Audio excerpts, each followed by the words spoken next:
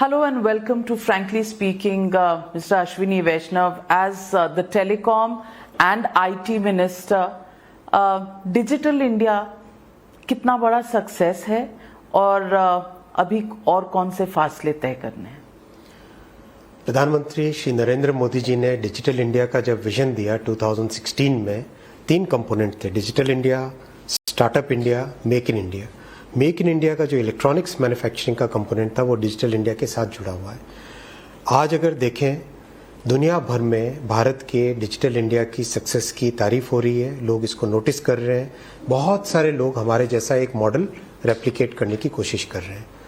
3 points मैं cover करूंगा इस क्वेश्चन में। पहला, डिजिटल इंडिया के लिए जो डिजिटल पब्लिक गुड्स क्रिएट किए गए, आधार, डिजिलॉकर, एक यूपीआई का प्लेटफॉर्म बनाया, एक ऐसा नया मॉडल बनाए जिसमें पब्लिक प्राइवेट पार्टनरशिप का एलिमेंट है।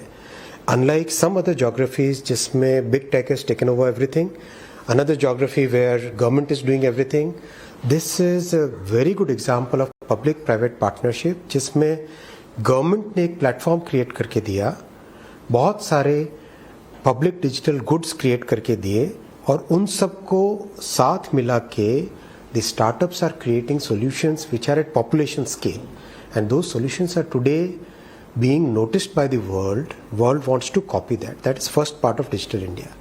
Second part of Digital India is the whole connectivity which has reached out to the last person of the society. आज हम देखें, we are a country where 117 crore लोग ऑलरेडी मोबाइल से connected हैं। 80 crore people are already connected to 4G service. इतनी deep level तक connectivity पहुंचाना। तीसरा एलिमेंट इलेक्ट्रॉनिक्स मैन्युफैक्चरिंग, जो कि make in India digital India के इंटरसेक्शन पे। Electronics manufacturing which was practically nothing few years back is today $80 billion industry, यानी 5 लाख करोड़ की इंडस्ट्री है जिसमें करीब 25 लाख लोग एम्प्लॉयड हैं आज। और जिस तेजी के साथ इलेक्ट्रॉनिक्स मैन्युफैक्चरिंग बढ़ रही है, बहुत जल्दी हम देखेंगे कि एक फैक्ट्री अकेली ऐसी होगी जिसमें 70-80 हज़ार नौजवान काम करेंगे और उसमें 70-80% महिलाएं होंगी, बच्चियां होंगी, बहनें होंगी। सो that is the kind of journey which has happened and this is going very fast. Going forward semiconductor पे बहुत अच्छा रिस्पॉन्स है। गोइंग फॉरवर्ड 4G 5G का टेलीकॉम स्टैक जो बना है, टेक्नोलॉजी स्टैक, सारी दुनिया उसके लिए वेट कर रही है। BSNL का रिवाइवल, फाइबर को हर घर तक पहुंचाना, इन सब इनिशिएटिव्स पे बहुत अच्छा काम चल रहा है। Ashwini Vaishnaw ji, despite the good stories that you are telling us, लोगों का कहना है कि इन्वेस्टमेंट उस तेजी से इंडिया में नहीं आ रहा जिस तेजी से शायद एक्सपेक्टेशन थी। और दूसरी बात, एम्प्लॉयमेंट, बेरोजगारी, एम्प्लॉयमेंट का इशू रिजॉल्व नहीं हो रहा। जिस तरह से वर्कफोर्स में एडिशन हो रही है उस तरह की एम्प्लॉयमेंट अपॉर्चुनिटीज नहीं है। मैं आपसे पूछना चाहती हूं कि चुनाव नजदीक आ रहे हैं, हालांकि आप क्विंटेसेंशियल पॉलिटिशियन नहीं हैं, लेकिन चुनाव का जो ग्रामर है वो शायद डेमोक्रेसी में एक तरह से सुनहरे अक्षरों में लिखा जाता है और 5 साल के बाद आपको चुनाव में जाना होता है। मैं पूछना चाहती हूं, क्या अनएम्प्लॉयमेंट का इशू, बेरोजगारी का इशू एक बड़ा मुद्दा होगा आने वाले चुनाव में, और इसको एड्रेस करने के लिए आप क्या कर रहे हैं? जितने भी प्रोग्राम्स हैं, एक एग्जांपल लीजिए डिजिटल इंडिया और मेक इन इंडिया के कॉन्फ्लुएंस पे इलेक्ट्रॉनिक्स मैन्युफैक्चरिंग का, सेमीकंडक्टर का, स्टार्टअप्स का। आज जो 74,000 स्टार्टअप्स हैं हमारे रजिस्टर्ड और 100 से ज़्यादा यूनिकॉर्न्स हैं, उसमें 5.5 लाख लोग एम्प्लॉयड हैं। IT इंडस्ट्री लीजिए, just in the last 12 months IT industry has added close to 6 lakh new employment. Close to 6 lakh new employment. That's the kind of employment which is happening on the ground, right? But we are an economy where additions to the workforce run into crores every year. So, a few lakh employments is not going to resolve our problem. So, sector by sector, मैं अपने sectors की बात कर सकता हूँ। आप railway का लीजिए, स्टेशंस का जिस तरह से काम चल रहा है, आज जितने भी इंजीनियरिंग डिज़ाइन में फर्म्स हैं वो फर्म्स कह रही है we are already on a hiring spree. Construction के लिए फर्म्स जितनी चाहिए उतनी फर्म्स अवेलेबल नहीं है। People are adding their workforce now, people are adding their resources now. Sector by sector अगर आप देखें, हर एक सेक्टर में सेम फिनोमिनन है। If you sum it up, आप इसको take a step back, economic strategy किस तरह से हमारे देश में at a level of development at which we are, we should have at least 35-37% investment as part of our total GDP, right? Because of the policies of the previous government, UPA government ने जिस तरह से एक banking sector को पूरा finish करके रख दिया था, एकदम ऐसी कंडीशंस लेके आ गए थे that we were among the fragile five. 4-5 years it took the government to clean up that thing. उसके बाद में इन्वेस्टमेंट साइकिल स्टार्ट हुई। 5.5 लाख करोड़ का 2021 में कैपिटल इन्वेस्टमेंट का प्रोग्राम पीएम साहब ने बजट में डाला, उसको 7.5 लाख करोड़ का 2022 के बजट में किया। This cycle has already started playing out. जो 50-60%, 70% कैपेसिटी यूटिलाइजेशन फैक्ट्रीज में था, that is now gone to 85-90% in most of the industries, and that means the new capital investment cycle starts. New capital investment cycle starts means new jobs starts getting created. I was reading a report of this period corresponding May to August period, इसका एक corresponding period का, against 371 million people employed, now we have something like 408 million people employed, right? So that employment growth is there, yes. We definitely keep increasing our emphasis that we are putting on investment. We must continuously focus on implementing all these programs. We must make sure that any impediment which is there in front of any new investment which comes, नई factory लगानी, उसमें कोई भी impediment हो, it's our duty to make sure that the plant comes quickly, people starts getting the work that they want to do. उस process को जितना speed up करें हमेशा अच्छा है, because we are a growing economy, we need that kind of, and we are a large population.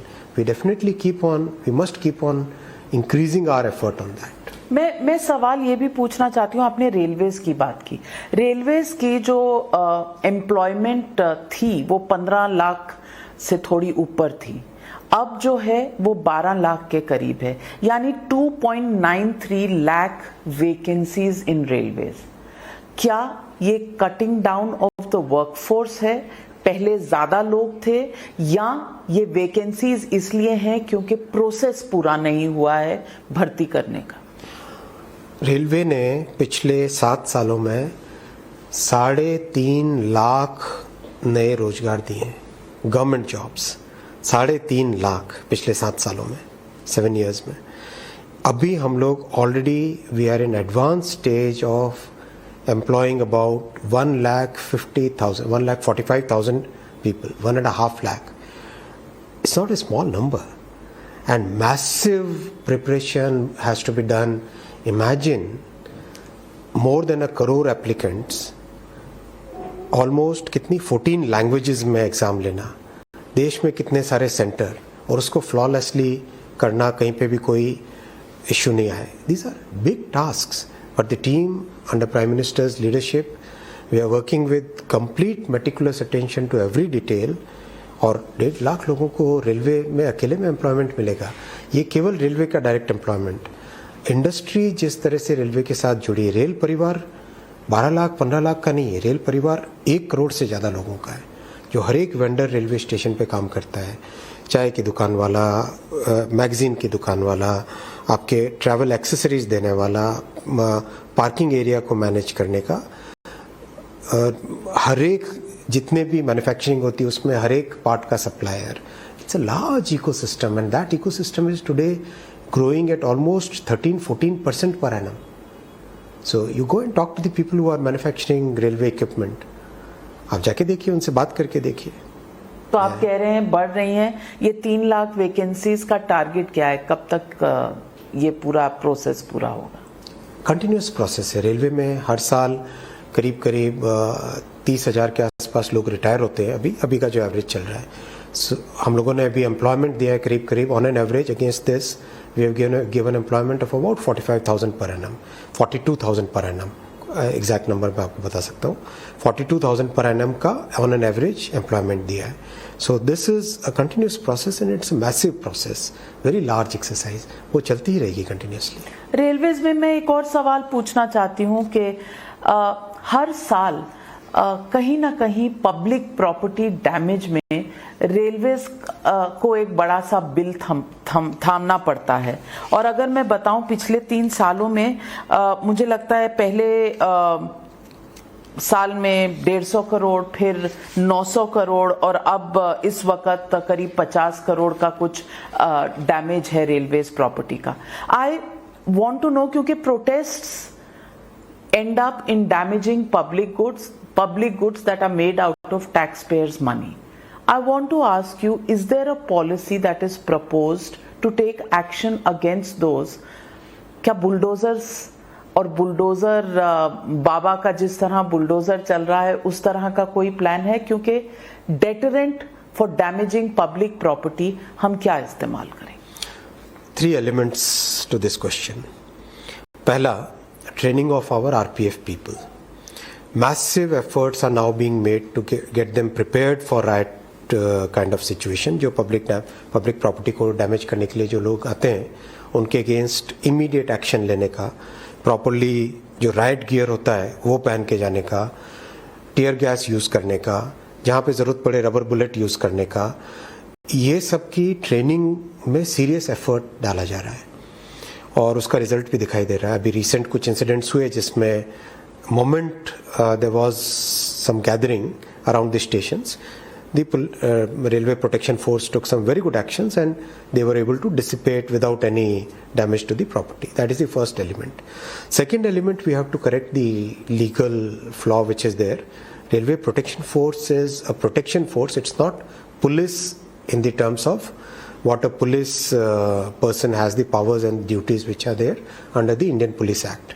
उसको correction करने के लिए भी काम चल रहा है. We need to amend the law in that case.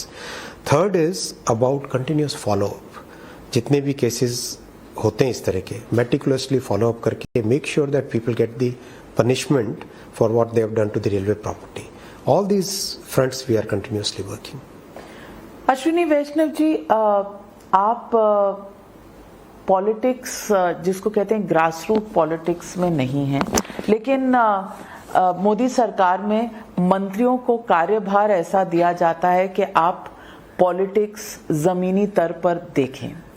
मैं पूछना चाहती हूँ, आपको उत्तर प्रदेश का इंचार्ज बनाया गया है. 3 कॉन्स्टिट्यूएंसीज हैं जहां आप इंचार्ज हैं. इन 3 कॉन्स्टिट्यूएंसीज का आपने क्या स्टडी किया और आप कैसे as a management person, as somebody who's been a bureaucrat and then in the private sector, अब एक politician के रूप में आप इस प्रोजेक्ट को कैसे देखते हैं? ये बहुत इम्पोर्टेंट प्रोजेक्ट है. सहारनपुर, नगीना और बिजनौर, इन 3 लोकसभाओं का काम देखना है. हमने इसको बेसिकली, इसमें अगर आप देखो इसकी सामाजिक समीकरण क्या है इन तीनों कॉन्स्टिट्यूएंसीज का, उस सामाजिक समीकरण में कैसे हम जो लोग अभी तक नहीं जुड़े हमसे उन लोगों को जोड़ें. उसको जोड़ने के लिए क्या करना पड़ेगा? पहला ये ब्रॉडर पर्सपेक्टिव, दूसरा micro perspective. Booth by booth अगर हम एनालाइज करें 14 में, 17 में, 19 में और 22 में, टीम ने सबने मिल के, जितने भी हम कार्यकर्ता वहाँ पे काम कर रहे हैं, हम सब ने मिल के, सभी कार्यकर्ताओं ने बूथ बाय बूथ एनालिसिस किया है, डिटेल एनालिसिस किया. इतना मोटा एनालिसिस है, हर एक असेंबली कॉन्स्टिट्यूएंसी की एक इतनी मोटी बुक है कंप्लीट. सो टोटल 15 इन तीनों कॉन्स्टिट्यूएंसीज में, हर एक असेंबली कॉन्स्टिट्यूएंसी के अंदर, हर एक मंडल में, हर एक मंडल के अंदर शक्ति केंद्र में, शक्ति केंद्र के नीचे बूथ पे, और अब हम पन्ने की तरफ जा रहे हैं. हर एक पन्ने की अपनी समिति बने और उस समिति में निर्णय लिया जाए किस तरह से किसको जोड़ना है, किस तरह से क्या प्रॉब्लम्स है, क्या मुद्दे हैं हमारे, उन मुद्दों को प्रशासन के सामने ले जाना है तो किस तरह से. तो एक इस तरह का माइक्रो एनवायरनमेंट क्रिएट हो जो कि लोगों के एस्पिरेशंस को एडमिनिस्ट्रेशन के साथ जोड़ने का एक माध्यम भी बने, और पार्टी का जो पॉलिटिकल वर्क है उस पॉलिटिकल वर्क में हमारे विचार को नीचे तक पहुंचाना, उनके पॉइंट्स को सुनना, उसके बीच में समन्वय लाना, वो एक स्ट्रक्चर बने। तो पहला तो ब्रॉड सामाजिक समीकरण को साधने की बात, दूसरा ये माइक्रो प्लानिंग की बात, और तीसरा जो की पर्सन्स है उस कॉन्स्टिट्यूएंसी में, केवल एक लेवल पे नहीं, केवल ये नहीं कि जिले के लेवल पे, जिले से नीचे हर जगह पे, मंडल के लेवल पे, मंडल से नीचे लेवल पे उनके क्या पॉइंट्स हैं वो, क्योंकि हर व्यक्ति के साथ कई लोग जुड़े होते हैं। अगर किसी भी जर्नी को देखें तो कोई व्यक्ति अकेला नहीं होता है, वो अपने साथ 1000, 2000, 3000 वोट को इन्फ्लुएंस करने की ताकत रखता है, शक्ति रखता है। लोग उसकी बात सुनते हैं, तो उनको साथ जोड़े, उनकी बात सुने, उनके साथ पहुंचे।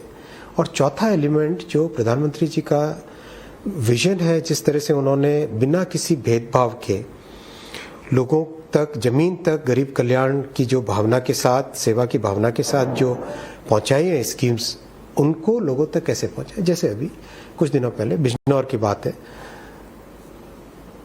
एससी वर्ग का डोमिनेंस है उस गांव में, जिस गांव में हम थे।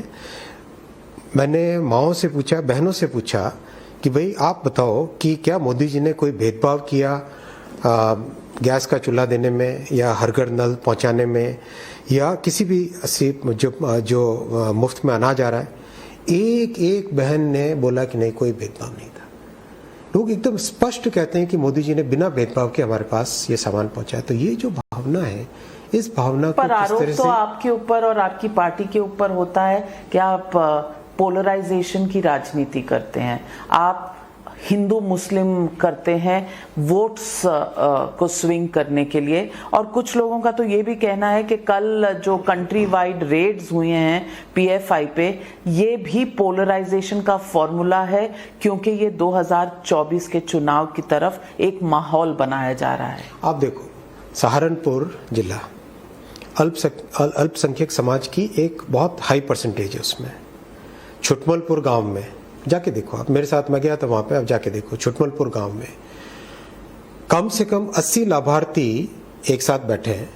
उसमें से कम मेरे ख्याल से अंदाजा भी लगाओ तो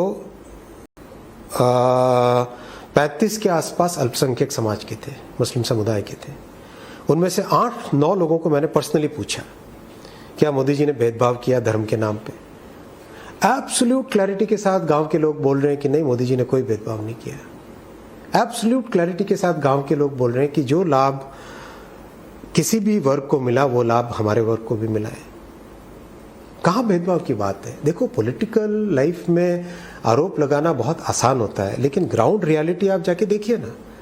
सबका साथ, सबका विकास, सबका विश्वास आज जमीन पे चरितार्थ हुआ दिख रहा है। तो लेकिन लोग कहते हैं कि विकास से चुनाव नहीं जीते जाते, सिर्फ उस पे गार्निशिंग चाहिए होती है, उसके ऊपर छिड़कना पड़ता है थोड़ा सा इमोशनल फैक्टर, और वो इमोशनल फैक्टर आता है ये पोलराइजेशन जो आप करते हैं। ये आपका formula for victory of elections है। लोगों ने वोट दिए मोदी जी को स्पष्ट तौर पे डिलीवरी के लिए। जिस तरह से किसी भी स्कीम की डिलीवरी मोदी जी के समय में हुई है, वैसी आप इतिहास उठा के देख लो। अगर मुझे कोई एक साल बता दो जिसमें मैंने फील्ड में काम किया है, राजनीतिक कार्यकर्ता नहीं हूं तो क्या हुआ, मैंने सेवा की है जिलों में। आप जाके देखो कितना डिफिकल्ट होता था। गांव की गरीब विधवा औरत का पेंशन आधे से ज्यादा लोग रास्ते में खा लेते थे। 100 रुपये अगर पहुंचाना होता तो उस जमाने में, अब धीरे धीरे बढ़ के 1000 तक वो पहुंची संख्या। 100 रुपये में से 50 रुपये कोई और खा के चला जाता था। आज देखो डायरेक्ट बेनिफिट सीधा। आप जाके गांव की महिलाओं के साथ आप बात करके देखो, और मतलब अपने अकाउंट में जो नंबर लिखा होता है उसको कितना कॉन्फिडेंस के साथ वो देखती हैं। आप जाके लोगों से बात करके देखो। सबसे पूछा मैंने, वैक्सीन आपको 2 डोज मिली, कोई भेदभाव हुआ उसमें? एब्सोल्युटली नहीं।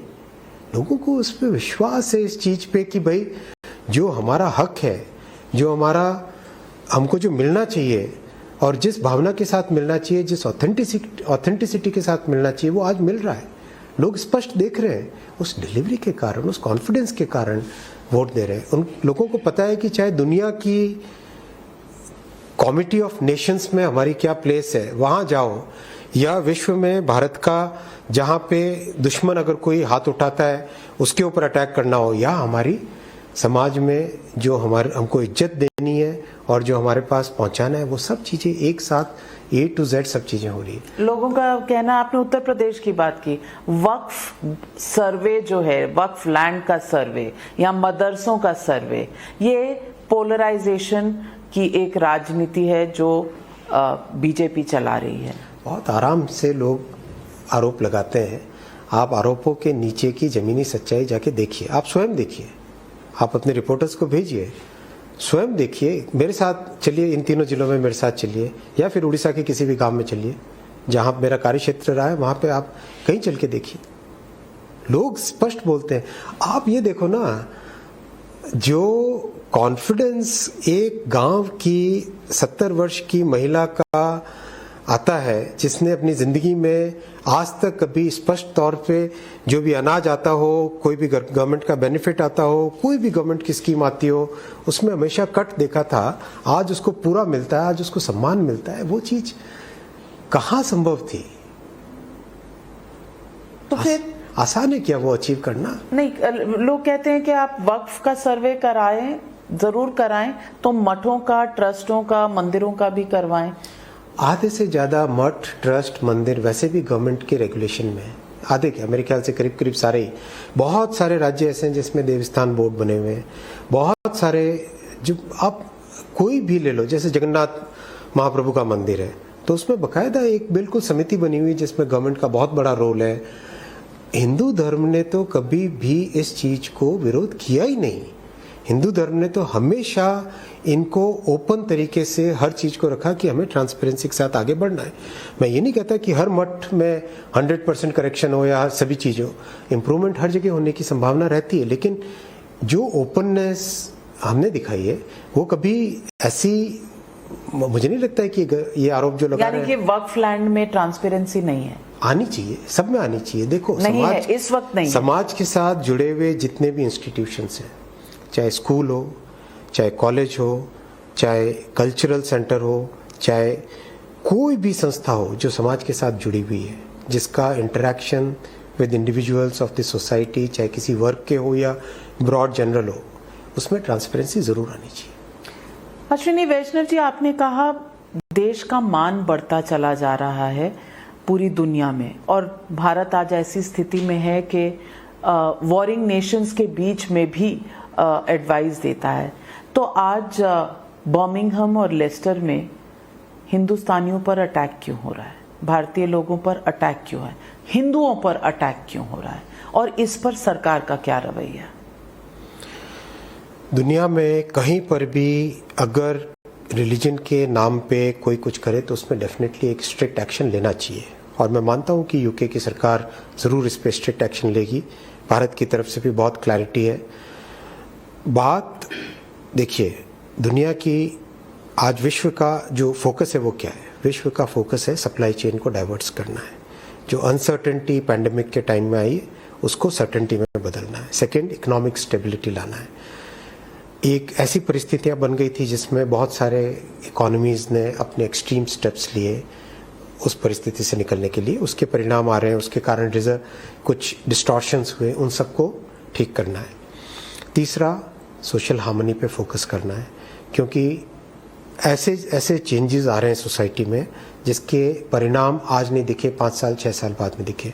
जैसे मैं अपने काउंटर पार्ट से बात करता हूँ, डिजिटल इकोनॉमी से रिलेटेड, ट्रांसपोर्टेशन से रिलेटेड, सब के सब एक ही चीज़ कहते हैं, बहुत इंपॉर्टेंट चीज़ कहते हैं कि सोशल इंस्टीट्यूशंस पे टेक्नोलॉजी का जो आज प्रभाव है, जो इम्पैक्ट है, उस इम्पैक्ट को समझ पाना, उसको ग्रैस्प कर पाना, उसको टैकल करना बहुत डिफिकल्ट होता जा रहा है।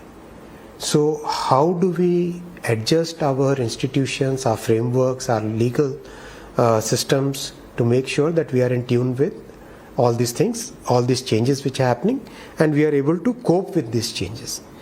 तो इस तरह के इतने बड़े बड़े परिवर्तन आ रहे हैं, एनर्जी का ट्रांजिशन हो रहा है, राइट?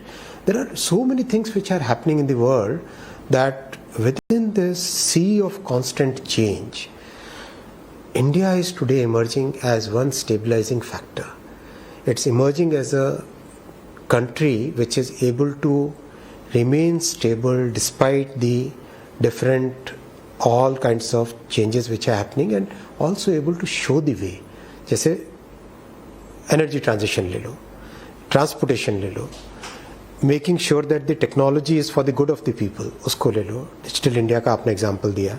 तो इन सब चीज़ों के कारण आज दुनिया में लग रहा है कि this is the country which is able to show us the right way, and that's what is increasing a big way, in a very big way, our international standing. और ये सब प्राइम मिनिस्टर साहब का जो step by step एक एक करके programme उन्होंने जो रोल आउट किए, उनको इम्प्लीमेंट किया मेटिकुलसली, एक एक चीज़ पे बारीकी से ध्यान दे के. आज जैसे सेमीकंडक्टर की बात लो आप, सेमीकंडक्टर में दुनिया को आज एक ट्रस्टेड सप्लायर चाहिए, हर कोई बोल रहा है, and world is looking at India because India China से ऑल्टरनेट, मैं कहता हूँ trusted supply chain partner. World is looking at India. China का नाम लेते हुए देखिए, मैं एक रिस्पॉन्सिबिलिटी में हूँ, मैं जो भी बोलूँ उसमें मुझे सोच के, मैं नहीं चाहता कि आपका मिनिस्ट्री है जिसने कई एप्स चाइना के बैन किए थे. जो राष्ट्र की सुरक्षा के लिए चाहिए वो एक्शन लेंगे हम. तो ये भी राष्ट्र के लिए बिल्कुल. मैं कह रहा हूँ कि वर्ल्ड में there is a supply chain diversity which people want, countries want, and people are looking at India because India में 55,000 सेमीकंडक्टर डिज़ाइन इंजीनियर्स हैं. इंडिया में आज मेक इन इंडिया और स्टार्टअप इंडिया और डिजिटल इंडिया के कारण एक ऐसा इकोसिस्टम बना है जिसमें electronics manufacturing is growing at double digit CAGR. Demand उससे क्रिएट हो रही है. इस सारे इकोसिस्टम का फायदा देश को मिलेगा, देश के नौजवानों को मिलेगा. तो हम इस पर कितना आगे बढ़े हैं कि हम एक मैन्युफैक्चरिंग हब बने ऑल्टरनेट टू चाइना? देखिए, आज मोबाइल फ़ोन में we are already number 2 in the world, among the top 2 in the world already. 10 साल पहले कोई सोच सकता था मोबाइल फ़ोन मैन्युफैक्चरिंग इंडिया में? जनरली एक ऐसा ही था कि भाई ये चीज़ें भारत में कभी नहीं बनेगी, ये तो सिर्फ हम इम्पोर्ट ही करते रहेंगे. प्राइम मिनिस्टर साहब ने एक एक करके स्टेप बाय स्टेप जाके आज एक लेवल पे लेके आए ना. अब सर्वर्स बन रहे हैं, कंपोनेंट्स बनने लगे हैं, प्रोडक्ट्स का प्रोफाइल वाइडन होता जा रहा है, उसमें डिज़ाइन के जो एलिमेंट्स है वो इंडिया से बनते जा रहे हैं, इंडिया की ब्रांड्स निकलने लगी है. तो ये सब चीज़ें, these are very very phenomenal, very big changes in the society. Number 1 होने में कितना समय लगेगा? मेरे ख्याल से already we are somewhere in that range. तो जैसे नंबर्स हर साल पब्लिश होते हैं, आप देखेंगे इकोनॉमी देखिए ना, 10th लेवल पे थे हम लोग, 10th से आज 5th पे आए, meticulously rising in that league of Nations, right? And very easily we should be among the top 3 economies in the world in the coming years.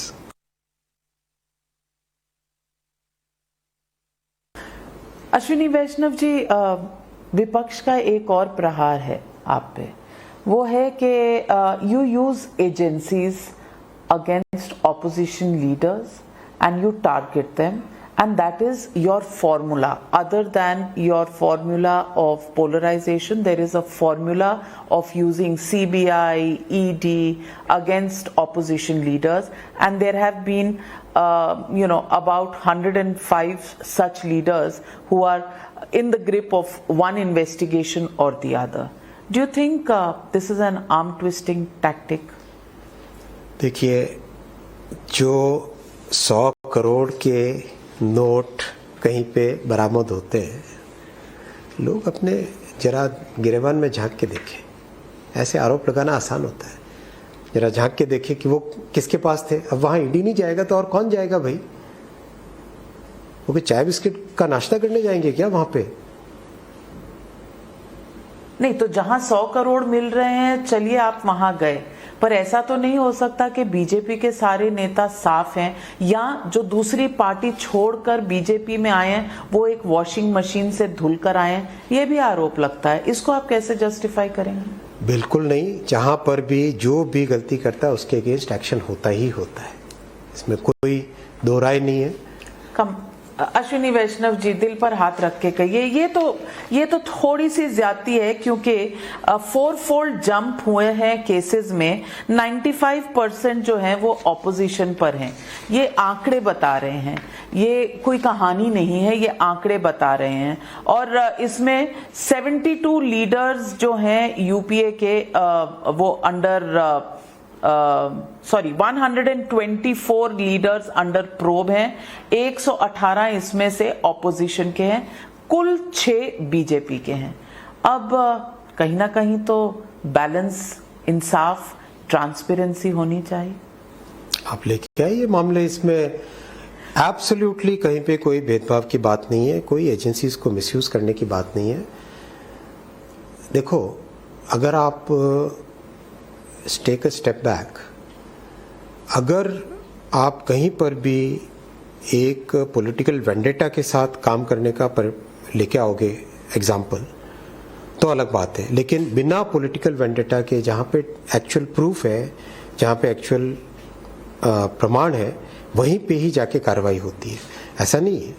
देखिए, बहुत सारी चीजें, ऑपोजिशन के लीडर्स का हम निकाल रहे हैं, बहुत सारी चीजें, बीजेपी के लीडर्स का दुनिया निकाले। बहुत सारी चीजें ऐसी होती है जिसमें लोग अपनी कमियों को छुपाने के लिए दूसरों का नाम लेते हैं।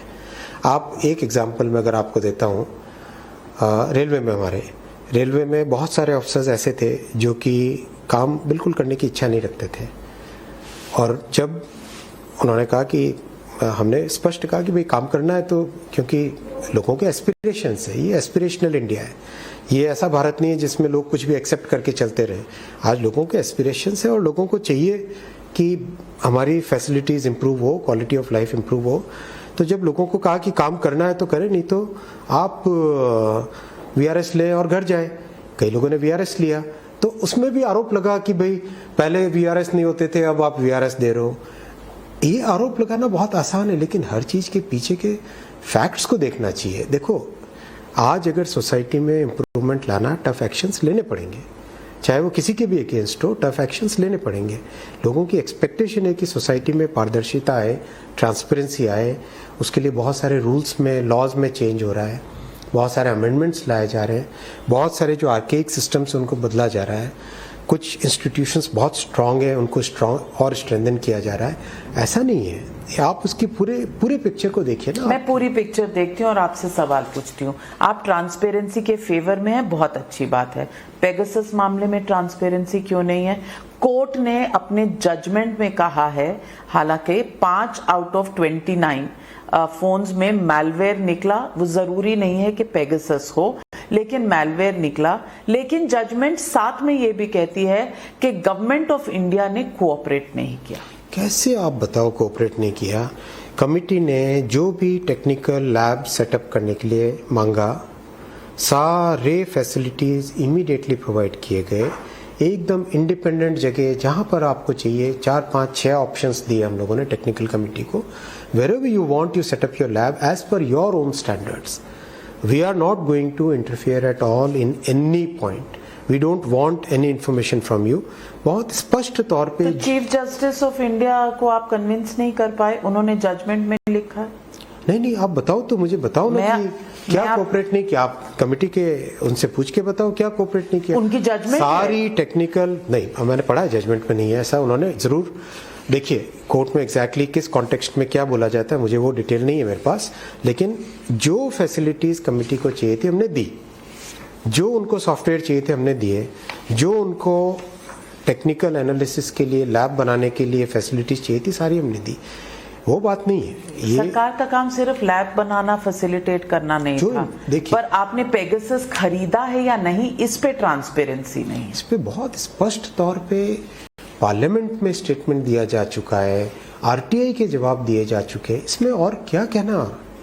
ज्यादा क्या ट्रांसपेरेंसी चाहिए? Then why does the Supreme Court come out and say the government of India has not cooperated? Whatever stand you have taken here in the court, you have taken the same stand, it appears, before the committee also.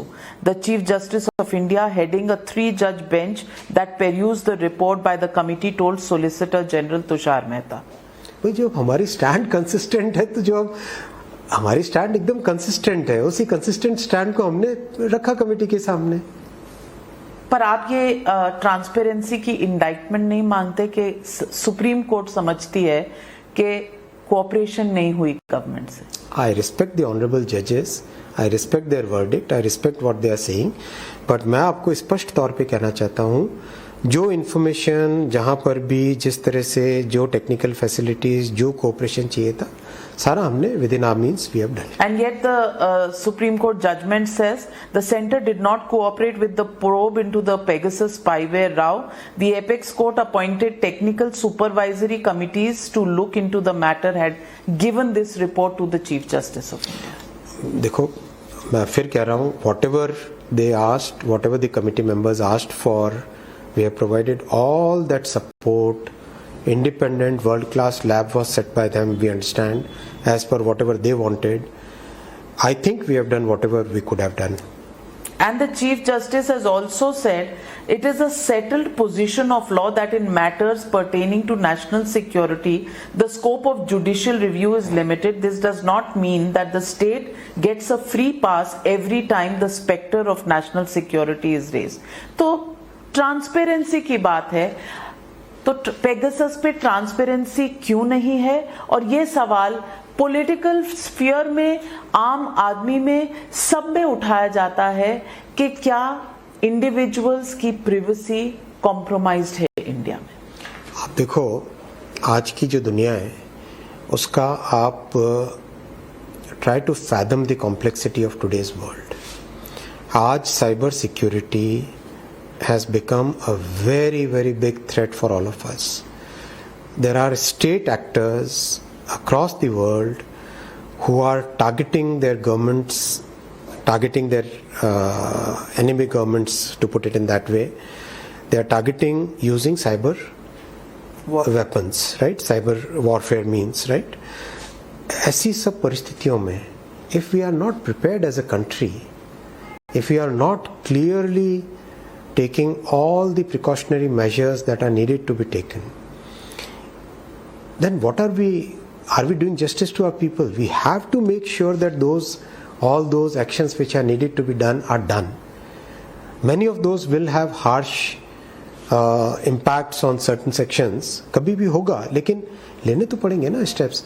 आप देखो, कभी युद्ध होता है, फौज जाती है, लड़ते हैं, डेथ्स भी होती हैं उसमें, तो isn't that something very extreme? So you're saying death of privacy is a price we have It's to pay? not, I'm not saying that. Death of privacy is not what I'm saying. I'm saying privacy is already a right which the Supreme Court has granted, that is already there existing, और उसके लिए जो legal framework बनना है वो legal framework भी बन रहा है, and simultaneously whatever is needed to be done for national security we have to do. So Pegasus is part of national security? Whatever is needed for national security आप we dodge have कर to रहे हैं। do. आप Dodge कर रहे We have to do. हैं। Transparency. You're a votary of transparency. Absolutely transparent way I am saying.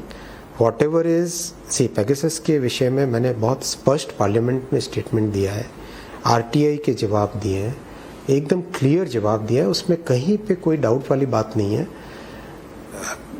आप कैसे कह सकते हो कि डॉज कर रहे हैं? एकदम ट्रांसपेरेंट वे में हमने किया। तो क्या Pegasus has been bought by the government, yes or no? It's a simple question. We have given our answer in the parliament. So What do you want me to repeat? You want me to read that statement? That the country still doesn't know whether you are a buyer or not.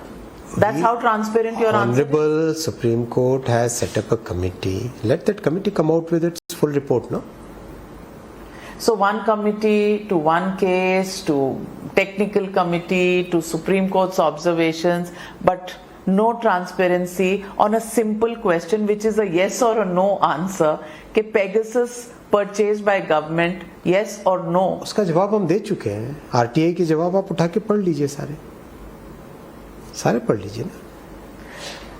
Ashwini Vaishnaw ji, आपका data protection bill है, data protection bill को आपने withdraw किया है. It came under a lot of questions were raised on it. There has been no time frame being set, and India is seen as one of the top 3 countries which is getting into online transactions and purchases. The more you delay the data protection bill, the more do you think vulnerable people of India, consumers in India will be, because their data is floating somewhere in cyberspace? Digital world requires a very comprehensive set of legal and procedural regulatory framework, right? Digital world की entry telecom के जरिए से, and under Prime Minister Modi ji's very clear vision of focus on protecting the users and a very light touch regulation, we have come up with a new draft bill which has been uploaded 2 days back. The digital personal data protection bill, it went through a series of consultation, and unfortunately the complexity of the topic is so much that after 88 amendments proposed by the JPC, there was no option for us but to withdraw it and present a new bill. Drafting is in very advanced stage, and all the concerns of the stakeholders which were shared during the consultation process and the committee's recommendations all have been considered in that draft, and we should be very soon publishing the draft for consultation. PM has given us a clear mandate that it should be once again uploaded for consultation. इसके बाद में भी अगर किसी का कोई concern रह जाए, उसको लेके फाइनल ड्राफ्ट लेके नेक्स्ट अर्लीस्ट पॉसिबल सेशन में लेके जाना पार्लियामेंट में. IT एक्ट का रिवैम्प चल रहा है, because world has change since 2000. बहुत सारे चेंजेस हो गए टेक्नोलॉजी में, so that is getting revamped.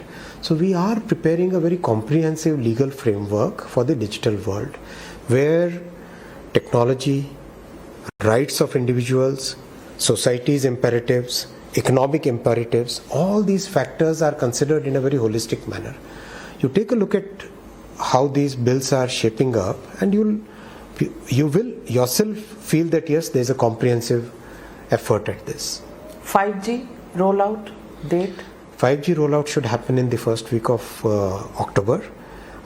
What I'm really I would like to share is, India was always an importer of technology in terms of telecom.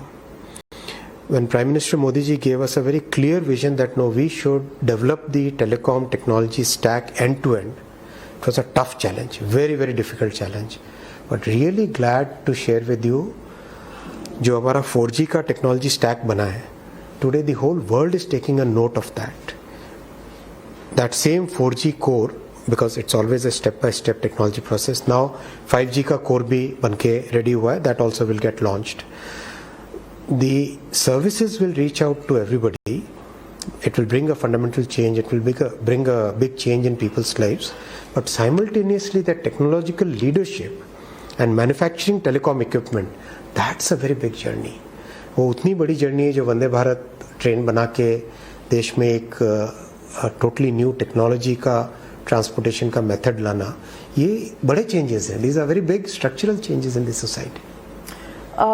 Spectrum के मुद्दे पर I think telecom bill जो आया है, उसमें कहीं spectrum के मामले में मैंने कहीं पढ़ा कि आपने इस्तेमाल किया है कि स्पेक्ट्रम के यूसेज में आप आत्मा का मेंशन लेकर आए हैं. Are we getting too spiritual in our technology? Simple सा देखो, it's an analogy. कोई भी एसेट है, राइट? अगर आप कोई मशीन देखते हो, मशीन की मेंटेनेंस चाहिए होती है. एसेट क्लासेस के कैरेक्टरिस्टिक्स होते हैं. मशीन है तो उसकी मेंटेनेंस चाहिए होता है, उसका डेप्रिसिएशन होता है, लाइफ होती है, राइट? बिल्डिंग है कोई, बिल्डिंग का मेंटेनेंस रेगुलर चाहिए, उसकी डेप्रिसिएशन होती है, बिल्डिंग खराब होती है, डिटीरियरेट होती है. स्पेक्ट्रम एक ऐसी क्लास है जिस ऐसी एसेट क्लास है जो आज से अगर मिलियन ईयर्स पहले जाओ तो जो स्पेक्ट्रम था वो कि वो स्पेक्ट्रम आज है. It's an inexhaustible resource. It's a resource which doesn't get consumed. If there is a spectrum which is available today and it is used by X today, tomorrow it is given to Y, it will be in exactly the same shape as what it was when it was given to Y, and X had used it for some period. Now it's with Y. Still it will have exactly the same form and same shape and same power and same nature, and it doesn't have any form. So using an analogy should not be part of any controversy. This is, how do you explain a complex aspect like this? You have to find different analogies for explaining things ना. कुछ तो आपको example देना पड़ेगा ना. That's an example in the explanatory note. It's not in the bill. Explanatory note में बातचीत करने में इस तरह की चीजें तो हम यूज करना चाहिए, हमें करनी भी चाहिए. मिट्टी से जुड़ी हुई है, अपनी संस्कृति से जुड़ी हुई, उसमें क्या है. अश्विनी वैष्णव जी, आप हार्डकोर पॉलिटिशियन अगर नहीं है तो आपका ये जो सफर है ये कैसा रहा है अब तक का, और क्या डिफरेंस है कॉरपोरेट लाइफ, प्राइवेट लाइफ में, और जिस तरह का रोल आप निभा रहे हैं? हर सिचुएशन में लाइफ में अपने अपने चैलेंजेस आते हैं और अपने हर एक के अपने प्लसेस और माइनसेस होते हैं. ये जो पीएम साहब ने अपॉर्चुनिटी दी है, इस अपॉर्चुनिटी में the ability to make a difference is huge and I thank him for giving me this opportunity and I hope that I will be able to deliver on what is expected from me. पर बहुत से लोगों का ये भी कहना है कि your government is a government of one face prime minister Modi. Do you think as a leader, he encourages people to come up with their ideas, to put forth their ideas? How is it working with the Prime Minister? मैंने मेरी journey में कई तरह के experiences आए और मेरी journey में बहुत अलग अलग तरह की लीडरशिप्स मैंने देखी है. I can vouch, I haven't seen a person as intent a listener as Prime Minister Modi ji is. You go with a presentation, with a thought, with an idea, go with full detailing.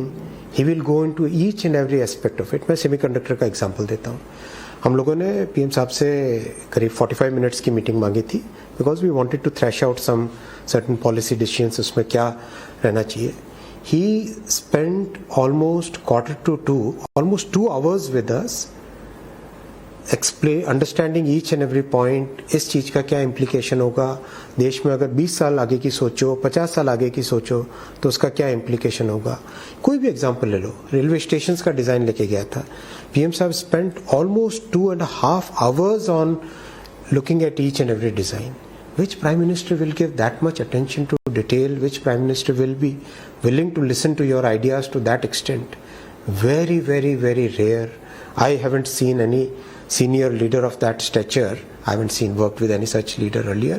But इस stature पे किसी के पास इतना patience, इतना attention span नहीं होता जितना मोदी जी का है. He is a very intent listener. He loves taking ideas from different people, assimilates everything, and his policy making is a very, very intent consultative process. Bharat जोड़ो यात्रा पर आपके क्या विचार हैं? राजनीति में जिनको जो करना है वो करें. दुनिया जानती है कि देश जानता है कि कौन क्या कर रहा है, कौन क्या कर सकता है. देश के दिशा को बदलने का किसमें कितनी क्षमता है वो देश जानता है. आपको लगता है कि 2024 में प्रधानमंत्री के ओपोनेंट में राहुल गांधी होंगे या तमाम जो ऑपोजिशन पार्टीज के लीडर हैं, ममता बनर्जी हैं, नीतीश कुमार हैं, केसीआर हैं, इनमें से कौन होगा प्राइम मिनिस्टर का चैलेंज? 14 में लोगों ने ट्राई किया, 19 में ट्राई किया, 24 में भी ट्राई करेंगे. देश का विश्वास मोदी जी पे. 2 टर्म्स पूरे करने के बाद आपको लगता नहीं कि एंटी इनकम्बेंसी भी कोई चीज है? प्रो इनकम्बेंसी भी कोई चीज है. वो तो 2019 में देख लिया. अभी भी देखेंगे आप 24 में और ज्यादा देखेंगे. Well, on that note Ashwini Vaishnaw ji, आपका कॉन्फिडेंस जितना है ये 2024 में कितना सच्चा होता है हम जरूर देखेंगे और हमारे दर्शक भी देखेंगे. लेकिन हमसे बातचीत करने के लिए बहुत बहुत धन्यवाद. Thank you very much for joining me on frankly speaking.